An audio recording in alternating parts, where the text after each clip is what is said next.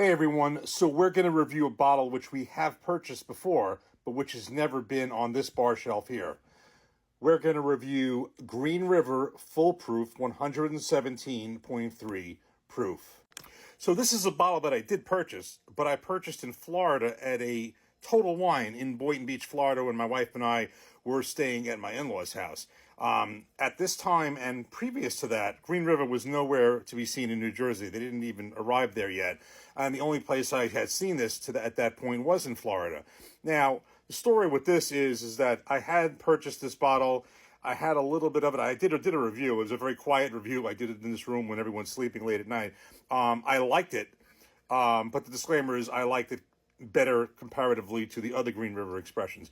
But just to stay on this for a second, I had a little bit. I don't even think I finished half the bottle, and I figured I would just leave it there for the next time I'm there. And as far as I know, the bottle is still there. Not even half finished. Again, for the next time I get there. But the story with Green River was mine is a very mixed one. So all this happened in Florida because, again, at the time up to this point and before that, I could not get Green River where I am. So the first bottle I purchased in Florida was the regular straight bourbon whiskey. This is the full proof, higher proof version of that. The regular straight bourbon whiskey. And honestly, I really didn't like it. I found at the time, and maybe I have to revisit it, but I found it had I can really describe this well, a bitter taste kind of across the mid palate. So that one was just a no for me. Second time, actually, let me just correct one thing. The second time still was not in New Jersey, but I got the wheated bourbon when I was in Washington, D.C. That was a liquor store there, and I got the wheated bourbon. I think I overpaid for that a little bit at the time, but I got that. I heard so much good stuff about the wheated bourbon. I really, honestly, and I know I probably was maybe get some people who disagree with me, but I really was not thrilled with it. I love wheated bourbons, but that one, again, similarly had some type of a bitter taste. So I really didn't like that. And then after that, this came out, and I was in Florida and saw it and picked it up, and I reviewed it, and I remember I liked it, again, compared to the other Green River expressions. But again, it was a little bit, and we left it there, and that was that. I did a review on here some time ago, but I thought it's time now to revisit it. And the real reason that I got this now, aside from wanting to revisit it, is the price. I picked this up at a Bottle King near my office for $42. Now, this is the lowest I've seen it in New Jersey. Technically, MSRP is $50 for this. So not only is this $8 below MSRP, but this is lower than every other place. This seems to run very close to the MSRP in New Jersey at other stores. I'd say, like $49, in some cases a couple of dollars over 50, but this was $42. Again, this is not as great a deal as in terms of a budget pickup as the Benchmark Full Proof at 125 proof for $23. But that aside, this 117.3 proof Green River Full Proof for $42 compared to every other place I've seen it definitely was a buy. So I want to see now with a fresh crack, bottle at home. It's been a while. I'm going to re-examine this one without having, necessarily those other expressions in my head to compare it to. It's been a while. I'm going to give this a fresh look. Have the bottle right now. Quick facts, 117.3 proof. It is a full proof.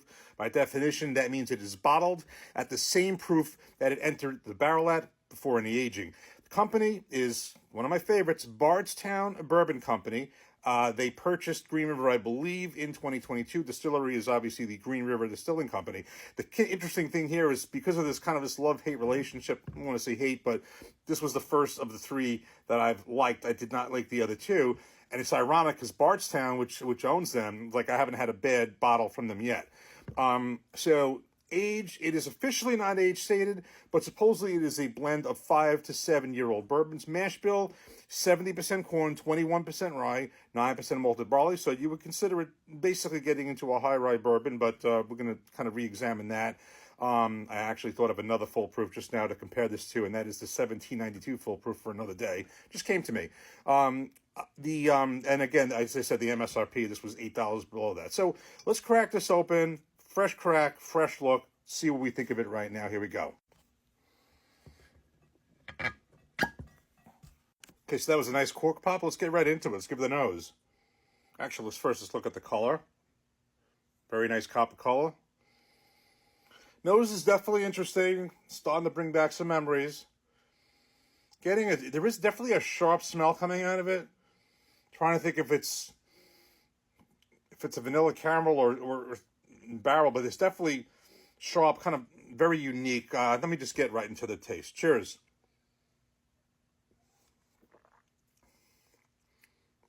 Well, right off the bat, two things. First of all, you can definitely tell there's a decent degree of rye in there. It's 21%.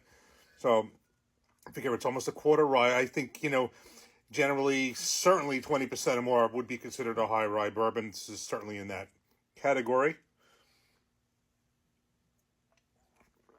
And the other thing is it certainly has a nice finish.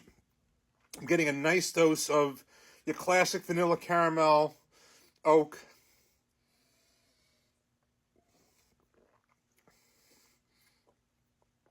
Definitely more, well, there's two things. Definitely more, maybe even more of the dose of the caramel, and certainly a good finish. I even remember previously, again, this was also late at night, and some long days there in Florida. Not that this is also at night, but I think sometimes it's good when you come back to something a while after. So again, I did like this. It doesn't have, let me just try this again. As when I discovered this, when I had this the first time, it does not seem to have that whatever that bitter note that I picked up on especially with the regular bourbon, the rye bourbon, which is the like again the lower proof version of this, and on the wheated bourbon, which I had to a lesser extent. I don't detect it on this. Just as a side point, there are a lot of examples where I find that there's a lower proof version of an expression that I don't like, and I like its higher proof version. The one I just mentioned before is a perfect example. The 1792. Do not like the small batch, and very much like the foolproof. And I think that's going to be the one we're going to put this up against. But I would say, aside from kind of an odd note on the nose, which I still can't detect, this is very, very tasty, and certainly I think for the price, very good. Now, here's what's interesting about this. And just in looking over just the basics from Breaking Bourbon, and you don't see this that often unless you're paying a lot more money. Breaking Bourbon rated this 4 barrels. And I'm telling you, that's not something you see very often unless you're spending a lot more money on something. And even in that case, it doesn't always mean that. I see a lot of 3s. I see less than that. Do not see too many 4 barrels. They rated this 4 barrels. I'm not sure that I agree with that. Personally, I don't think I think, I can say 3 or whatever. I think it's good. I don't see 4 barrels, so that's what they thought. But they do rate it very, very good. And so that's the deal with this. So what I think is going to happen here, I think this will, in another video, be a nice comparison against the 1792 full proof. That's 125. This is 117.3 proof. Again, that's not 100% disclosed on the mash bill, but I know it's probably at least 15%. It's probably pretty close. Price, very, very close as well. In the high 40s. I think this would be a great matchup. So we'll do that in another video.